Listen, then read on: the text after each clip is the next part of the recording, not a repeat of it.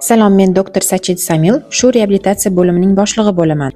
Biz neurorobotik reabilitatsiya bilan shug'ullanamiz.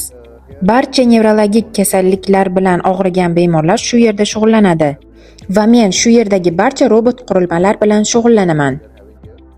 Ko'rib turgan qurilmangiz Cyberidin Yaponiya texnologiyasi hisoblanadi.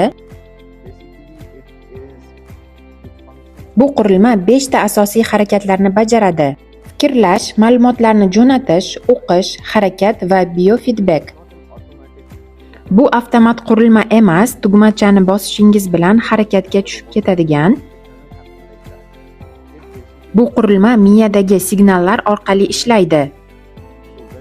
Qachonki siz bu qurilmani kiyib va miyangizga o'ng oyog'ingizni ko'tarmoqchiligingiz to'g'risida signal bersangiz, bu signal miyangizdan umurtqa pog'onangizga hamda umurtqa pog'onadan oyoqning pastki qismiga, ya'ni elektrodlar joylashgan joyga kelib tushadi va elektrodlar bu signallarni o'qib, sizni harakat qilishingizga yordam beradi.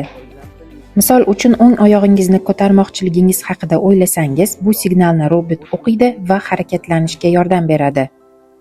Va harakat bajarilayotganligi to'g'risida miyangizga yana signal keladi. Signallar pastga tushadi, ko'tariladi, yana pastga tushadi. U yangi yo'l hosil qiladi. Ushbu yangi yo'l ustida takroriy ishlanganda, u yurish uslubingizni yaxshilaydi.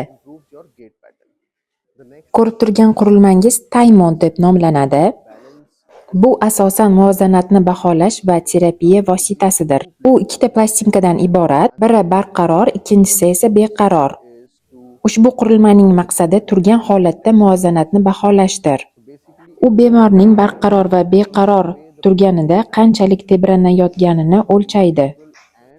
Tebranish medial lateral va old-orqa yo'nalishlarda hisoblanadi va bemorning muvozanati qanchalik noto'g'ri yoki noto'g'ri tekislikda ekanligi haqida aniq ma'lumot beradi. Va shu orqali siz bemorda qanday davo chora ko'rish kerakligini bilib olasiz.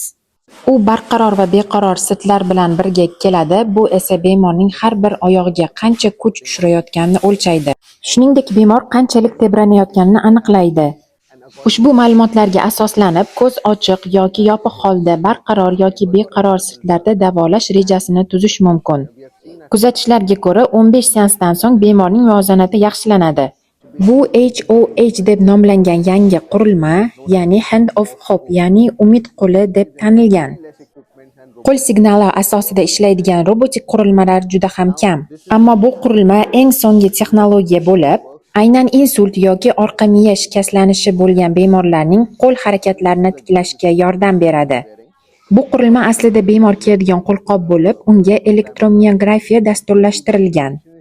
Agarda bemorning kuchi 0 ga teng bo'lsa, ya'ni kaftni qisishda ko'rinadigan qisqarish bo'lmasa ham, ushbu qo'lqop tegishli mushakdagi minimal nerv impulslarini aniqlaydi va shu nuqtadan boshlab mushakni mustahkamlashni boshlaydi.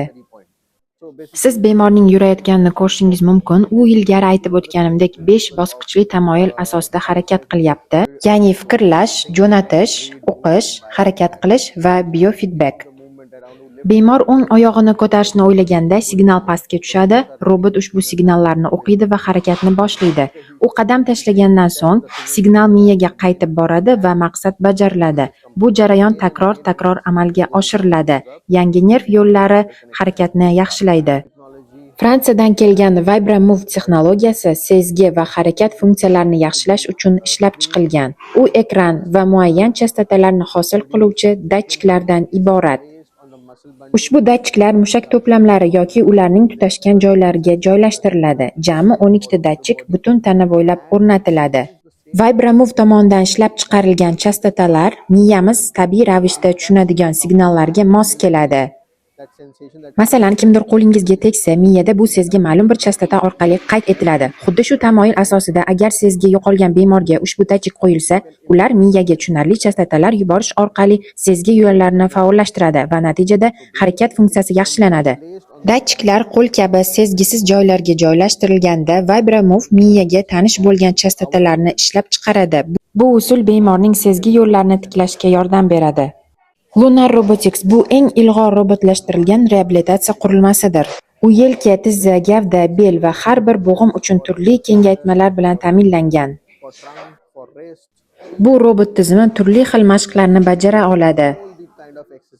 Aktiv, passiv, qarshilik bilan va yordam beruvchi mashqlar. U terapevt bajaradigan barcha mashqlarni aniqroq va samaraliroq bajaradi.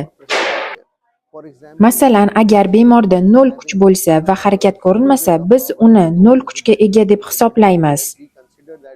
Biroq ushbu robot hatto ko'rinmas bo'lsa ham mushak ichidagi minimal kuch yoki nerv impulslarini aniqlaydi. Va aynan shu nuqtadan boshlab mushakni mustahkamlashni boshlaydi, tiklanish jarayonini faollashtiradi va neyroplastiklik jarayoniga yordam beradi, miya funksiyalarini yaxshilashga ko'maklashadi. Bu robotning asosiy vazifalaridan biri. Repetitive transcranial magnetic stimulation. Bu mutlaqo xavfsiz bo'lgan magnit stimulyatsiya usuli.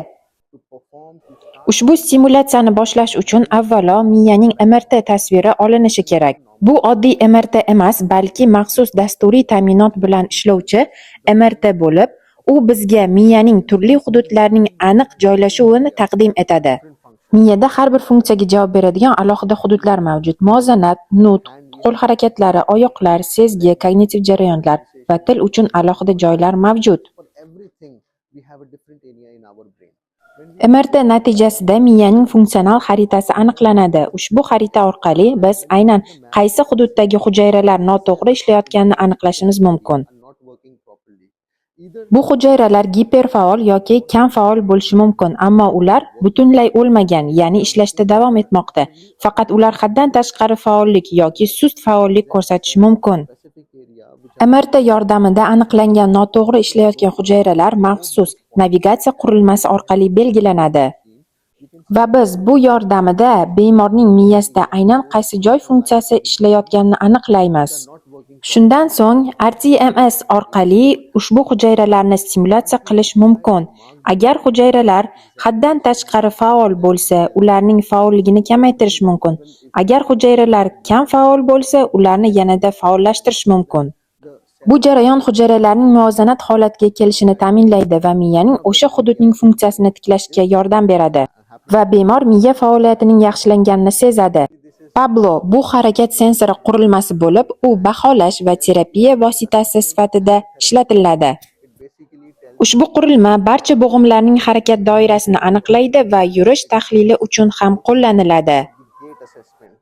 Pablo 2 kichik sensor bilan ta'minlangan bo'lib, ular bemorning oyoqlariga joylashtiriladi.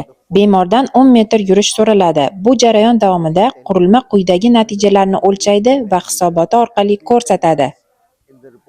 Bemorning tezligi, u qanday tezlikda harakatlanayotgani, shuningdek kadens, 10 metr yurish davomida necha qadam tashlagani,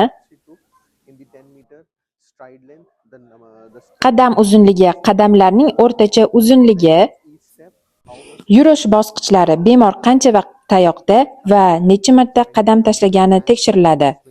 Ushbu natijalarga asoslanib, bemorda yurishda aynan nima muammo bo'layotganini, nimalar xalaqit qilayotganini aniqlaymiz va ushbu natijalarga asoslanib, bemorning yurish uslubini yaxshilash uchun individual reabilitatsiya dasturi ishlab chiqiladi. Bundan tashqari, Pablo qo'shimcha sensor bilan ham ta'minlangan bo'lib, u qo'l mushaklarini kuchini o'lchaydi. Barmoqlarni bukish va yozish kuchi, ikkita barmoq bilan ishlash kuchlarini tekshiradi. Bemorning qo'l ushlash kuchi aniq o'lchangandan so'ng, unga mos ravishda davolash dasturi ishlab chiqiladi.